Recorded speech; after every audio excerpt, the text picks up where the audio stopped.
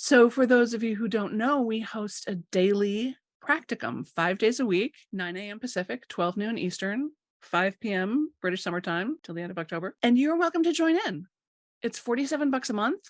And you can be there every day. You can be there some days. You can be there no days. And that's it. We just show up on Zoom for 15 minutes. We start the countdown timer, say work for 15 minutes. Everybody puts their head down. 15 minutes later, timer goes off. Yay, you did stuff. That's it. That's the whole banana. There's no teaching. There's no worksheets. There's no filling out of forms. There's nothing. There's just you setting aside time and being in community with other people who are also setting aside time to focus 15 minutes a day on that which matters most to them. So you are welcome to just sign up for the daily practicum. It's incredibly cheap, incredibly easy, and incredibly effective, which how many things can you say that about? If you are signed up for the Get It Done Lab 90-day productivity sprint, you get the practicum included. If you are thinking about signing up for the Get It Done Lab 90-day productivity sprint, which really you should be, we start on September 9th. We'll go through December 9th. We're going to meet live twice a month. And the rest of it is just, you get a ton of extra courses and community and throwing in, including Get Your Book Done this time, which is a great bonus, and some additional live trainings from me. And you can see all the details about that, which is therealsambennett.com/lab, LAB. We're putting more things in, and I'm doing a whole new raft of worksheets. So if you've done it before and you're like, no, I think I've done it, this is going to be all different. The aim is always the same. 15 minutes a day for you to spend on what matters most to you. But the way in which we go about there is always going to be a little different. So I would love it if you were there. So what do you wish you had time for? We were talking the other week about sunshine goals and shadow goals. What's one of those shadow goals that you're like, I don't really want to tell people this, but I really do wish I had time for XYZ. I really do think I would feel better about myself if I spent time doing this or doing that. Even if you don't want to share it here, which is totally fine, do write it down for yourself. Just let that project have some presence. Let it take up some space on a sheet of paper. Let yourself just admit to yourself, like, yeah, I want to dance again. I don't know how. My leg is all busted. I don't have time. There's no studio near me that I like, all the excuses. But still, I would really love to do that. Or I'd really love to, just see that basement totally cleared out. June says, reaching out to old friends who I've been ghosting. Yeah, exactly. Some of it is really just allowing yourself to feel how much you want it. Because I don't know about you, sometimes when there's something I've wanted for a long time, something that feels out of reach, like I try to pretend I don't want it. I try to sort of shroud it a little bit or keep it to the side or just not think about it too much because it brings up a lot of pain. It brings up some feelings of loss. It brings up some feelings of failure. It brings up some feelings of self-judgment and low self-esteem. And so sometimes I kind of go, la, la, la, la, la, la, la, la, la. I don't see you. That's an okay coping strategy. I don't have a problem with that, but not forever, right? Eventually we have to say, okay, I see you. I see you, project. I see you, desire. I see you, feelings of failure. I see you. I want you just to make a commitment to that idea. Like just greet that idea with a handshake and say, like, I see you. And I don't know how we're going to do this either, but I'm committed to making a plan. Can you say that? Can you say that to your ideas, to your desires, to the things that seem impossible? To just say, I'm committing to how much I want this, and I'm committed to finding a solution. Maybe not today, maybe not even this year, but I'm in. I'm not going to pretend like I don't want it. I'm not going to pretend like there's no possible solution because we know there's a solution to pretty much anything. And the more you keep telling yourself, well, you can't have that. That's not right. Now's not the right time. That's too expensive. It's not close enough. Blah, blah, blah. You're preventing yourself from finding a solution. When you start talking yourself out of it before you've even done any research, when you start talking yourself out of it before you've even taken 2 steps in the direction, well, nobody ever buys novels anyway. Nobody would want my book. Are you firing yourself before you even give yourself the job? Make a note to yourself. Make a handshake agreement with this project or this desire and say, I'm committed to seeing where this project takes me, and I'm committed to finding a solution eventually. Now, if you're like me, I have a little like sort of standing on a precipice feeling, like all of a sudden I feel like very sort of exposed. And sometimes when I ask people, what gets in your way? And they say, me, I get in my own way. And I say, well, what's that? And they go, fear. I say, fear of what? And they're like, fear of failure, fear of success, fear of not doing it right, fear of being judged, fear of putting a lot of time and energy into something and then having it come out crappy, fear of having like I tried before and it didn't go so good. But what if we're willing to drop all those excuses? We're willing to drop the excuse of fear. We're willing to drop the excuse of I get in my own way.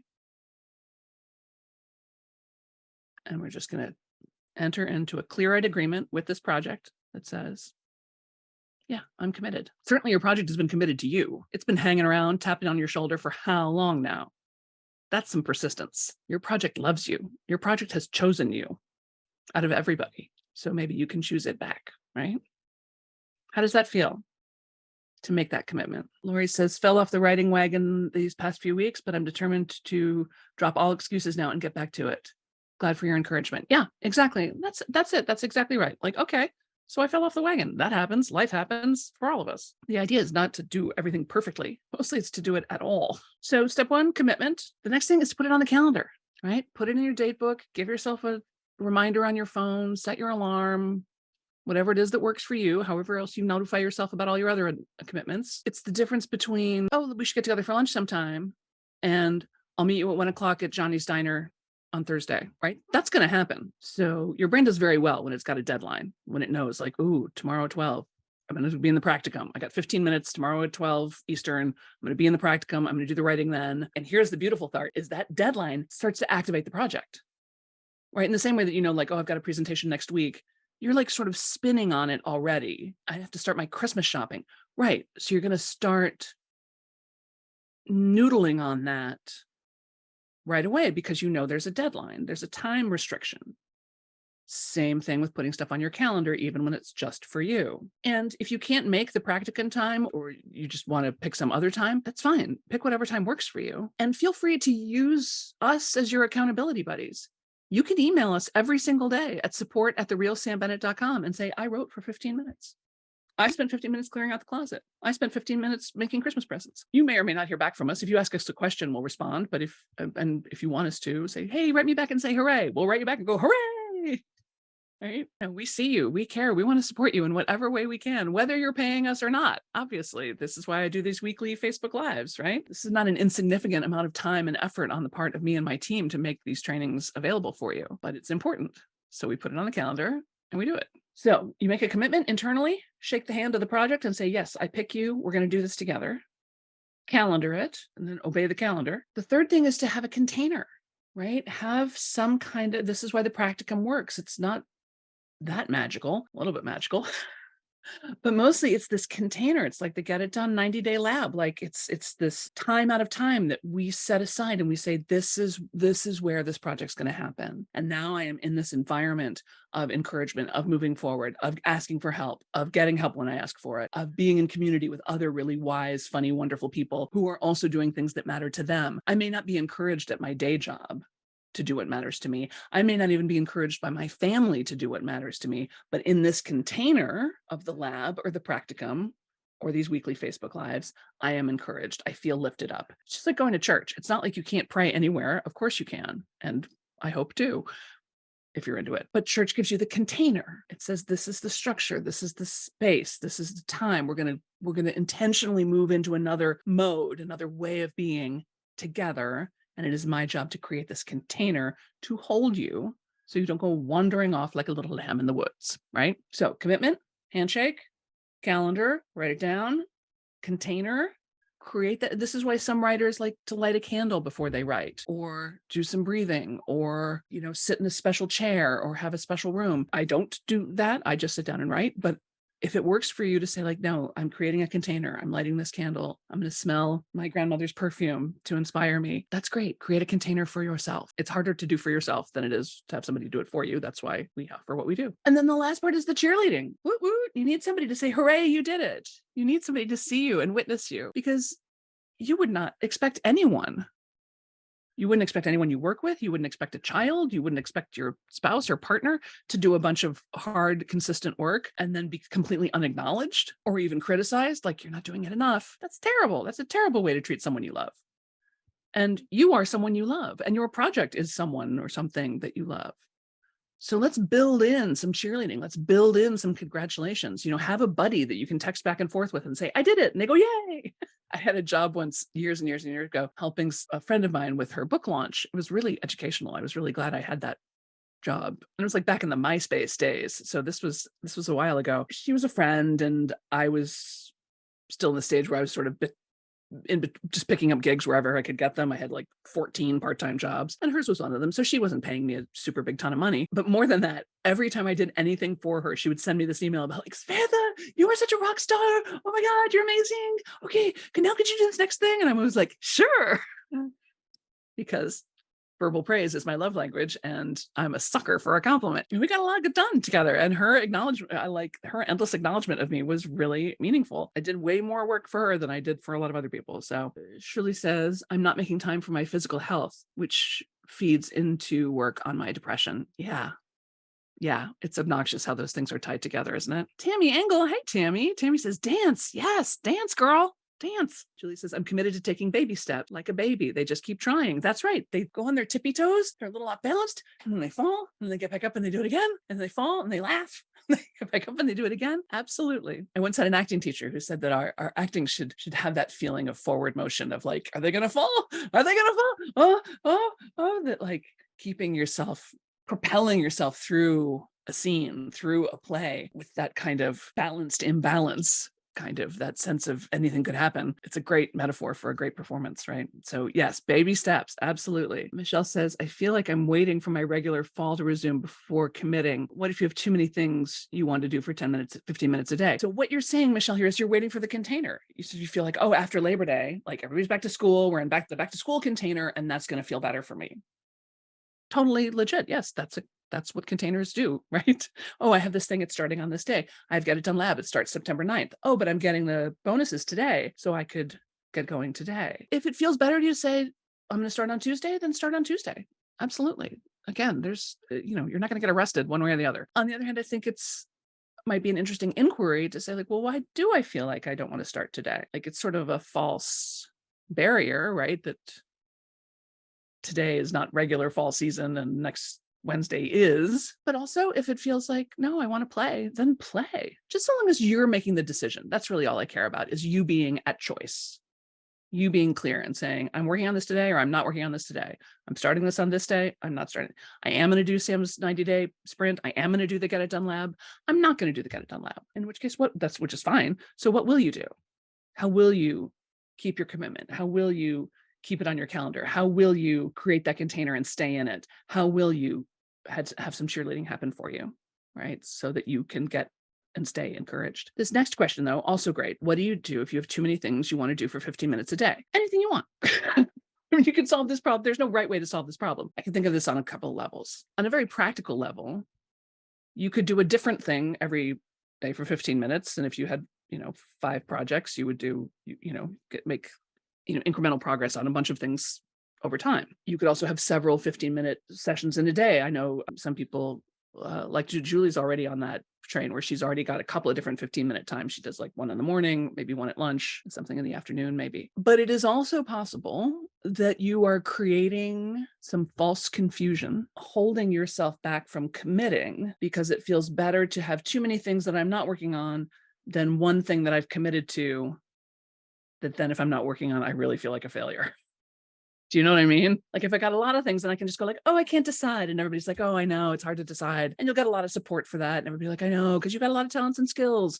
You're good at a lot of things. Of course, it's hard for you to decide. If your fairy godmother were in front of you right now saying, be honest, there's probably maybe 1 or 2 things that are really, really important, that would really move the needle, that would really make a difference in your life, that really align with your values, that would really shift things. I've said for years, and I'll say it again, if you spend 15 minutes making and posting things on social media and do 1 reach out a day, direct message 1 person a day, or phone call 1 person a day, or email 1 person a day to say, hey, I really love what you're up to. Can we talk? You will succeed. You almost can't not succeed. If you spend 15 minutes a day writing your book, eventually you will have a book. You can't not. If you spend 15 minutes a day marching in place or doing wall sits or stretching, your body will become more fit and flexible. It can't not. So what is the thing that will really move the needle for you? What's keeping you from actually saying yes to that? In this How to Make an Extra Hour in Your Day, I did a training similar to this earlier, and I asked people, so like, what's hanging you up? What's getting in your way? And the responses were so poignant. People talking about a strange fear holding them back. People who know that they're distracting themselves with the multiplicity of ideas. It's like when there's a big menu at the restaurant and you're like, oh, I could have this. Oh, but what about that? Maybe I should get this. Well, I never make that at home. Maybe I should get that. Oh, but that sounds really delicious. Well, all this time you're still not eating, right? better maybe to say crepes, done. And now the order's in and you can start eating. And if you don't like the crepes, then you can go, you know what? I don't care for these crepes. I'd like tuna salad. Thank you. Next order, right? I would rather you order 10 things and send them all back, decide they're not right for you, than sit there in this indecision of like, well, maybe this would be better, maybe that would be better. The thing with these kind of projects, particularly the ones that are on your heart, is there is no better. There is no right time. There is no wrong time. There's just time. You couldn't have done it before now. How do we know? Because you didn't do it before now, right? There's only one version of your life story, and it has to be right because there's only one. What if you just allowed yourself to know what you know? And the projects lead you. The question is not, will I be happy if this project succeeds? That's never the question. The question is, who will I become as I work on this? How will the process of spending 15 minutes a day on my mental health, my physical health, my house's health, my community's health, my family's health, my financial health, my fashion health, like, how will spending 15 minutes a day change me? Who will I become? And am I interested in becoming that person?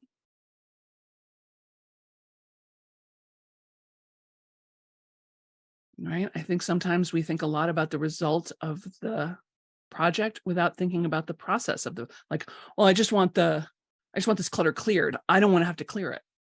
I just want my business to succeed. I don't want to have to do all the marketing to do it. Well, guess what? You figuring out how to do the marketing in a way that works for you and feels great is part of your success. I talk to young entrepreneurs all the time. We're like, can I just hire a salesperson? You can, but I'm here to tell you, until you know how to sell, nobody else is going to be able to do it for you. Not really. Right?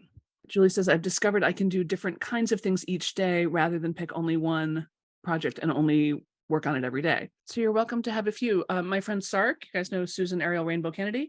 She's got a whole thing about micro movements. So she has you put these little micro movements on paper plates, and then you just shift it like a little teeny tiny bit each day. She's got them strung up like a garland in her house. I think they're great. But you figure out what works for you, babe. This is not do it Sam Bennett's way, because that's the only way that works. Sam Bennett's way is you figure out the way that works for you. I'll give you some suggestions, of course, but I want to see you trying things. All right. Thank you so much for being here. You ready?